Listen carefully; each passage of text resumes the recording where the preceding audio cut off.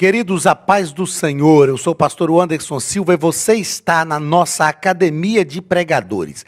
É com muita alegria que nós iniciamos hoje o nosso terceiro trimestre das lições bíblicas de escola dominical neste ano de 2021. Encerramos semana passada o segundo trimestre e agora iniciaremos o terceiro com um assunto magnífico, um assunto que com certeza será de grande aprendizado para a nossa vida. Particularmente, eu gosto muito de história, e é isso que nós vamos estudar neste terceiro trimestre, um pouco da história do povo de Israel. Estamos com lições comentadas pelo pastor Cleiton Pomerene, que é um doutor e mestre em teologia, membro do Conselho Geral da Rede Assembleiana de Ensino, autor de obras editadas pela CPAD, é também diretor da Faculdade Refidim e do Colégio Seduc em Joinville, em Santa Catarina, é editor executivo da revista Repaz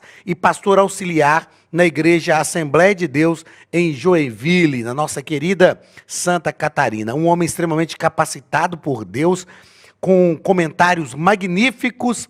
As 13 lições são comentários grandiosos, práticos, de grande aprendizado para a nossa vida. Então, nesse terceiro trimestre, estudaremos sobre o plano de Deus para Israel em meio à infidelidade da nação. Como eu disse, vamos estudar essa parte histórica de Israel, do período dos reis de Israel, que tem grandes aprendizados para a nossa vida. Então, estudaremos o plano de Deus para Israel em meio à infidelidade da nação.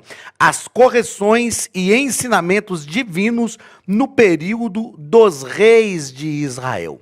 Eu sempre falo que inteligente é quem aprende com os próprios erros, mas quem é sábio aprende com os erros dos outros. E quando nós olhamos para a nação de Israel, principalmente nesse período dos reis de Israel, aqui na Academia de Pregadores, nós temos o curso médio em teologia, onde nós estudamos história de Israel. Quando nós olhamos para este período dos reis de Israel, nós temos grandes lições para a nossa vida. Assim como Israel cometeu diversos acertos, cometeu também falhas. E principalmente através das falhas, nós vamos aprender a não nos comportar como Israel se comportou e atraiu muitas vezes consequências trágicas para a sua vida. Nós teremos a oportunidade nesse terceiro trimestre de aprender com essa história de Israel. A fidelidade de Deus em meio à infidelidade, em diversos momentos da nação de Israel. Então, mais uma vez, seja muito bem-vindo à nossa Escola Bíblica Dominical na Academia de Pregadores. Vamos, então, à nossa primeira lição, onde trataremos sobre a ascensão de Salomão e a reconstrução do templo. A ascensão de Salomão e a reconstrução do templo. Esta primeira lição é a lição do dia 4 de julho de 2021, que tem como texto áureo o texto que está em 1 Reis, capítulo 11, capítulo 8 e o versículo 11, que nos diz o seguinte: E não podiam ter-se em pé os sacerdotes para ministrar, por causa da nuvem, porque a glória do Senhor enchera a casa. Nós vamos perceber que este foi um momento em que Salomão edificou o templo ao Senhor, construiu o templo ao Senhor e a glória de Deus encheu o templo. A verdade prática nos diz o seguinte, verdade prática: o pedido de sabedoria feito por Salomão a Deus aponta para a maturidade espiritual que Deus deseja para seus filhos. Nós conhecemos, os leitores da Bíblia conhecem bem essa história. Depois de edificar o templo, Deus apareceu a Salomão à noite e falou com ele: pede-me o que quiseres que eu te dê. E a Bíblia diz que Salomão pediu a Deus sabedoria. E o Senhor lhe disse: porque não pediste a morte dos teus inimigos, porque não pedistes riquezas, até o que tu não pedistes, ou não pediste, eu te darei. E isso manifesta uma maturidade espiritual que é a proposta de Deus para a nossa vida. O ponto central da lição nos diz que o que pedimos ao Senhor deve ser refletido em toda a nossa vida. Os desejos do nosso coração direcionam toda a nossa vida. Então, aquilo que nós pedimos ao Senhor deve refletir também em toda a nossa vida. Vamos à leitura, aliás, aos objetivos da nossa lição. Objetivo geral e objetivo específico. O objetivo geral da nossa lição: expor a necessidade de permanecer em comunhão com Deus. A comunhão com Deus não deve ser algo só que nós alcançamos, deve ser algo no qual nós permanecemos. Objetivos específicos: evidenciar as virtudes de Salomão, é o objetivo do primeiro ponto. Do segundo ponto, destacar o comportamento orgulhoso de Salomão no fim de sua vida. E o terceiro objetivo, ligado ao terceiro ponto da lição, apontar os feitos de Salomão. Vamos à leitura bíblica em classe. 1 Reis, está em 1 Reis, capítulo 29, versículos 34. E o capítulo 6, 1 Reis, capítulo 4, versículos 29 ao 34. 1 Reis, capítulo 6, versículo 1 e depois os versículos 11 ao 14. Essa é a nossa leitura bíblica em classe. Vamos a 1 Reis, capítulo 4. E deu Deus a Salomão sabedoria e muitíssimo entendimento e largueza de coração, como a areia que está na praia do mar. E era a sabedoria de Salomão maior do que toda a sabedoria de todos do Oriente e do que toda a sabedoria dos egípcios. E era ainda mais sábio do que todos os homens de Etã, Esraíta, e do que Emã, e Cacol, e Darda, filhos de Maol. E correu o seu nome por todas as nações em redor. E disse 3.000 provérbios, e foram seus cânticos 1.005. Também falou das árvores, desde o cedro que está no Líbano, até ao isopo que nasce na parede. Também falou dos animais, e das aves, e dos répteis, e dos peixes. E vinham de todos os povos a ouvir a sabedoria de Salomão, e de todos os reis da terra que tinham ouvido a sua sabedoria, ou da sua sabedoria. E sucedeu que no ano 482, de saírem os filhos de Israel do Egito, no ano 4º do reinado de Salomão sobre Israel, no mês de Zifi, este é o mês segundo, Salomão começou a edificar a casa do Senhor. Então veio a palavra do Senhor a Salomão dizendo: quanto a esta casa que tu edificas, se andares nos meus estatutos e fizeres os meus juízos e guardares todos os meus mandamentos, andando neles, confirmarei para contigo a minha palavra, a qual falei a Davi teu pai, e habitarei no meio dos filhos de Israel, e não desampararei o meu povo. Assim edificou Salomão aquela casa e a aperfeiçoou. Nós sabemos que o desejo de edificar uma casa ao Senhor surgiu no coração de Davi. E Deus não permitiu Davi edificar a casa. Deus não permitiu Davi construir o templo. Porém, Davi deixou tudo pronto para o seu filho Salomão. Além de deixar, logisticamente falando, tudo que Salomão necessitava, Davi também orientou os príncipes de Israel e solicitou que eles realmente auxiliassem Salomão na construção da casa para o Senhor. E Salomão fez isto, com o coração voltado para Deus. É claro que nós aprendemos na história de Salomão, não é a tratativa que faremos na aula de hoje, mas nós aprendemos na história de Salomão que Salomão também cometeu falhas, que Salomão permitiu que se construísse altares a deuses pagãos. Embora, como eu disse na aula de hoje, nós vamos tratar sobre a construção do templo. Nós vamos perceber que Salomão realmente se dedicou a isso, se dedicou a construir a casa para Deus. Salomão foi o terceiro rei de Israel. Primeiro o rei Saul, depois o rei Davi e depois o rei Salomão. E foi o último rei do período que nós chamamos de Reino Unido. Então, já no início aqui, antes de entrarmos também nos comentários, né, feitos pelo nosso comentarista, eu gostaria de falar sobre 3 lideranças importantes em Israel e que deveriam liderar o povo conforme a vontade de Deus. A primeira liderança era o rei. O rei era uma liderança política e ele deveria governar o povo conforme a vontade de Deus. Sendo uma liderança política, ele trataria das questões políticas de Israel, porém, a vontade de Deus direcionaria todas estas coisas. A segunda liderança era o sacerdote, que era uma liderança religiosa. Era aquela liderança que tratava das questões religiosas, era a liderança que direcionava o povo conforme a vontade de Deus. Era o sacerdote que oferecia o sacrifício quando o povo levava a ele o sacrifício para ser oferecido. Era uma liderança importantíssima no contexto judaico. E a terceira liderança, o profeta, que era uma liderança profética, ou seja, a voz de Deus no meio do povo.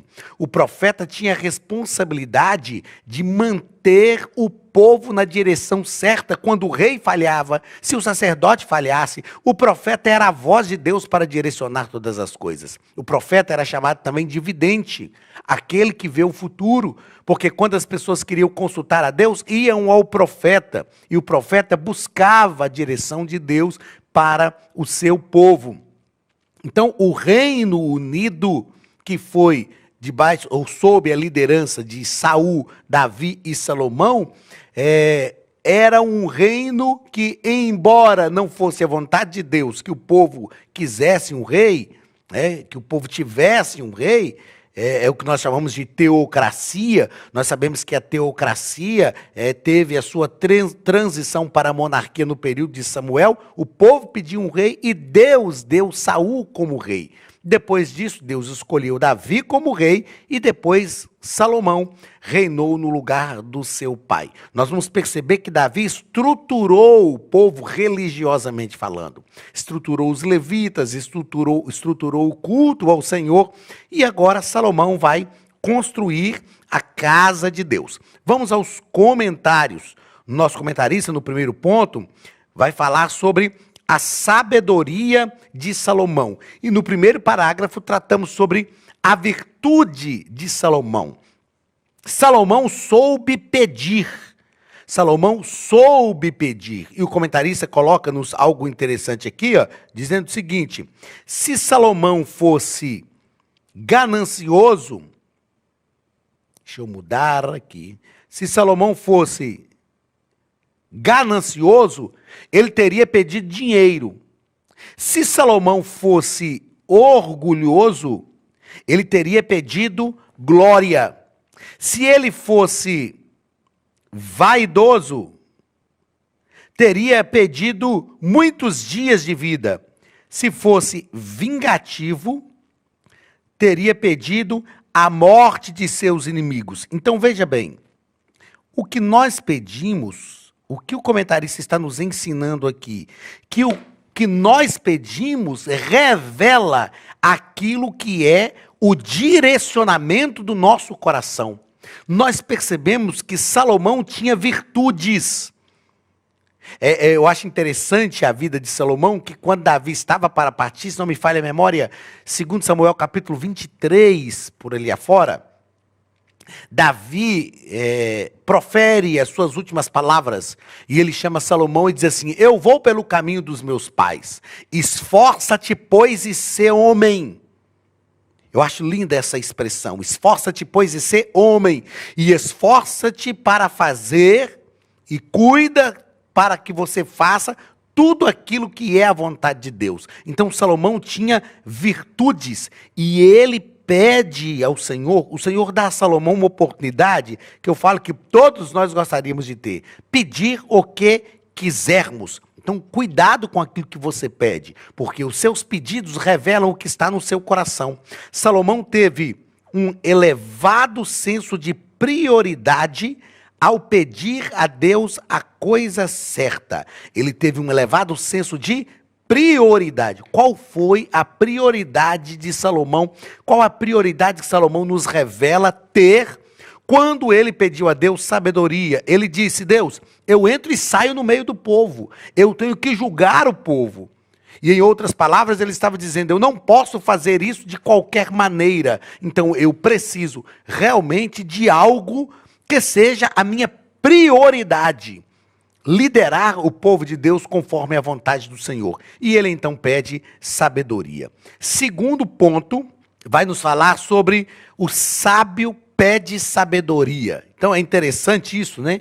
Porque quem é sábio pede sabedoria. Só de pedir sabedoria já está revelando a sabedoria que se tem. Salomão diz o seguinte: eu sou ainda menino pequeno e não sei como sair e nem entrar. Sabe o que Salomão revela aqui? E é algo magnífico. Salomão revela uma dependência. Dependência. Total dependência de Deus. Salomão revela uma total dependência de Deus quando ele diz isso. Ele diz: Deus, eu preciso do Senhor na minha vida. Eu preciso que o Senhor me ajude. Eu tenho que entrar e sair no meio do povo. E isto é sábio, isto é algo sábio. Não é vergonhoso dependermos de Deus. Às vezes, humanamente, temos medo de depender de alguém. Nós nascemos para ser independentes, para ser livres. Isso é algo da vida cotidiana. Só que Salomão declara a sua dependência de Deus quando ele pede a Deus sabedoria e diz: eu sou ainda criança. É como se ele estivesse dizendo: eu não tenho condições de fazer isso sozinho, eu preciso da tua ajuda. Terceiro ponto, a sabedoria na prática de vida. A sabedoria que Deus deu a Salomão, eu gosto sempre de dizer que foi uma sabedoria administrativa. Administrativa. Às vezes as pessoas pensam o seguinte, que aquilo que Deus mostrava a Salomão, a forma como Salomão resolvia as coisas, era algo revelado por Deus ali naquela hora, de forma instantânea. Deus deu a Salomão uma sabedoria administrativa. E essa sabedoria administrativa, ela redunda, ela resulta numa prática de vida.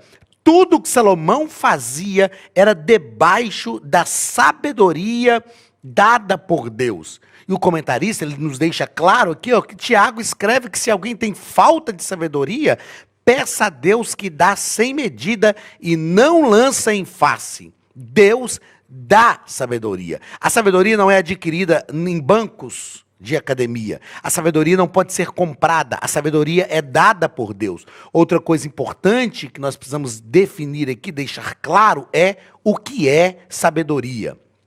Você sabe realmente o que é sabedoria?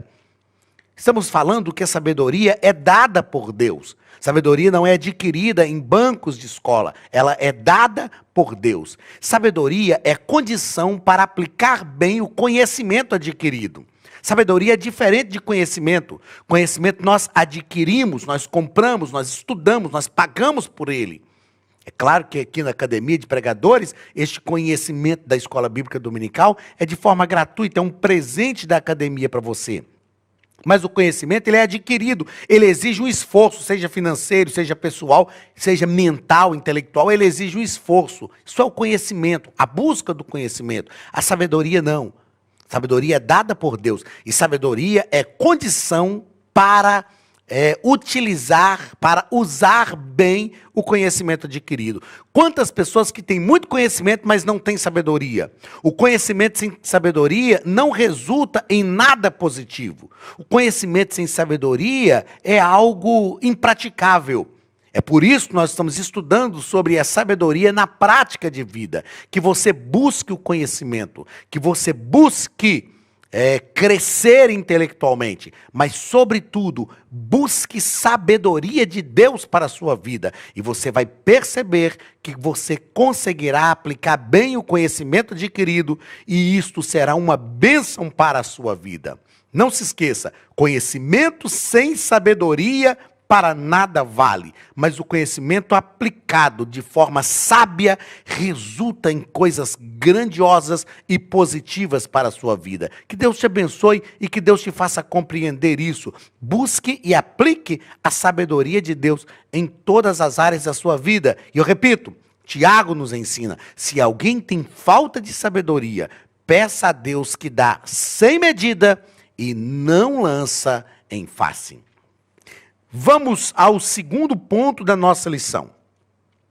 A consolidação do poder. Primeiro parágrafo, a glória do reino ou a glória do reinado de Salomão. O reinado de Salomão, ele não se firmou apenas, não se tornou amplo apenas em questões territoriais, mas foi firmado e estabelecido em paz e justiça. Eu achei importante essa afirmação do comentarista. Ele foi firmado e se estabeleceu em paz e justiça. Paz e justiça. Duas coisas importantíssimas para a nossa vida. Porque quando estamos firmados na paz, estamos vivendo, Salomão estava vivendo aquilo que era algo de Deus para a sua vida. E é para a vida de todos nós. A Bíblia diz que Jesus é o príncipe da paz. Então tudo que fazemos tem que estar firmado na paz. Tem que trazer paz. Paz ao nosso coração. Paz às pessoas que estão à nossa volta. E justiça. O reino de Deus é um reino de justiça. Aquilo que é justo, onde as pessoas não são injustiçadas. E o reino de Salomão se firmou tanto em paz quanto em justiça. Segundo parágrafo, o orgulho precede a ruína. Como falamos no início aqui da nossa aula, Salomão infelizmente cometeu falhas. E nós precisamos tratar disso também. Os desvios de Salomão foram chegando aos poucos, à medida que fazia pequenas concessões em seu coração e estabelecia acordos e conchavos políticos que deterioraram sorrateiramente seus valores espirituais. Nós precisamos ter cuidado e pedir a graça de Deus sobre a nossa vida para que nós sejamos sábios em relação às escolhas que fazemos de pessoas com as quais nós vamos pactuar. A Bíblia diz o seguinte: andarão dois juntos se não houver acordo? O reino de Salomão foi um reinado de paz. Ele não precisou guerrear, ele estendeu o território sem levantar a espada uma vez sequer. Quando a gente estuda a história de Salomão, nós vamos perceber que ele não empreendeu nenhuma guerra. Um reino alicerçado em paz e justiça. Mas o orgulho precede a ruína. Ele se deixou levar. E ele foi fazendo pequenas concessões em seu coração. Queridos, este é um problema que nós precisamos tratar na nossa geração. Vejam só. Nós vivemos na nossa geração, uma geração que às vezes tem dificuldade de entender que nós não podemos fazer pequenas concessões. Existem coisas que nós até conseguimos negociar, mas existem coisas que não. Tem coisas que são inegociáveis, inegociáveis. E nós vemos uma geração que quer negociar, fazer pequenas concessões. O que Salomão fez foi exatamente isso. Ele fez pequenas concessões e que lhe levaram à ruína. Ele foi se envaidecendo. Que você não negocie coisas pequenas, porque é por negociar uma sucessão de coisas pequenas que quando assustamos, já negociamos coisas importantes na nossa vida espiritual. Tem coisas na vida espiritual que são inegociáveis. Pequenas concessões levam à ruína, assim como fez com Salomão. Que nós possamos aprender com esse homem, que foi o homem mais sábio do mundo, que possamos aprender até com os seus erros, a fim de que nós não caiamos também no mesmo erro que Salomão caiu. Vamos ao terceiro ponto da nossa lição, onde nós vamos tratar sobre a construção do templo. A construção do templo. E o primeiro parágrafo vai falar sobre o nobre propósito de Salomão. O nobre propósito de Salomão. E eu acho interessante isso aqui, eu quero fazer questão de deixar frisado isso aqui, que foi um propósito transferido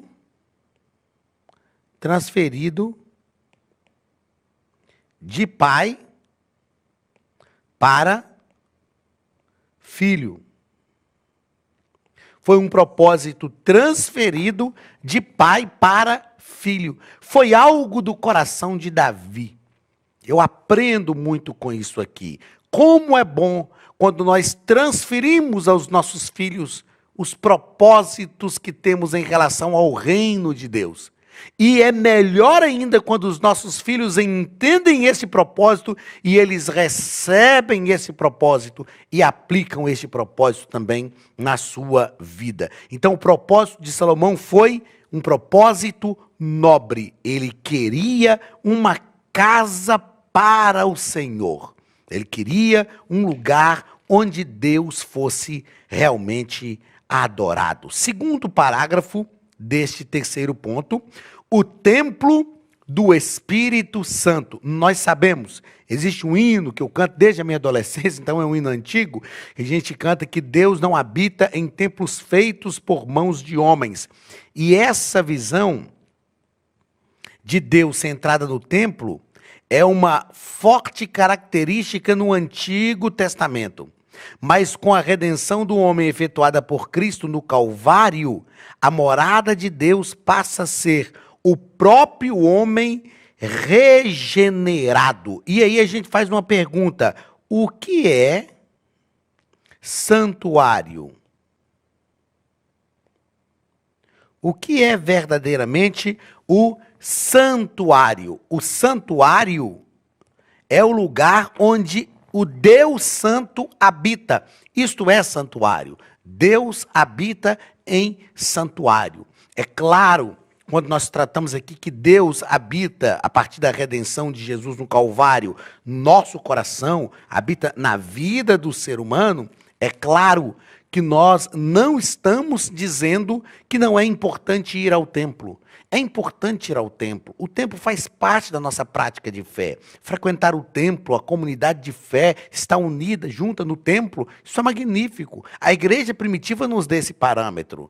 Atos, capítulo 2, lá a partir do versículo 42, 43, vai nos dizer que eles estavam todos os dias no templo, unânimes. Frequentavam o templo. O templo é frequentar o templo é também um exercício da fé cristã. Terceiro parágrafo do terceiro ponto, a glória do Senhor. A primeira glória, nosso comentarista nos coloca aqui, que a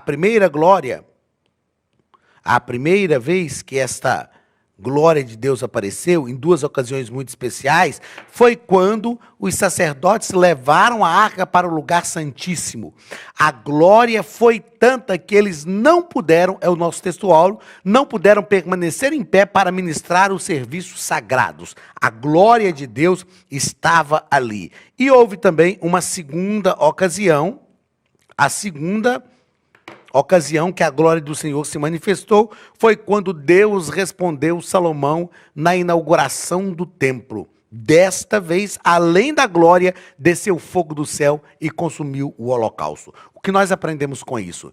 Não podemos viver sem a glória de Deus. Não podemos tolerar um cristianismo sem glória. Não podemos pensar na fé cristã sem a manifestação da glória de Deus. Uma coisa é saber que a glória de Deus está lá. Outra coisa é quando nós percebemos a manifestação da sua glória. Nessa lição de hoje, nós aprendemos com essa ascensão de Salomão e essa construção do templo, aprendemos que a ascensão de Salomão foi por causa do pedido que ele fez a Deus, sabedoria. E o templo foi construído com um propósito correto. Qual é o teu propósito ao estar no templo? Por que tem pessoas que lutam tanto quanto em relação ao templo? Porque algumas pessoas realmente estão no templo com motivações erradas? Eu sei que sim, mas nós precisamos estar no templo, frequentar o templo com a motivação certa. Ver também no templo a manifestação da glória de Deus. Deus te abençoe. Até nossa próxima semana com a segunda lição deste terceiro trimestre de 2021. Um grande abraço da Academia de Pregadores e do pastor Anderson Silva, em nome de Jesus.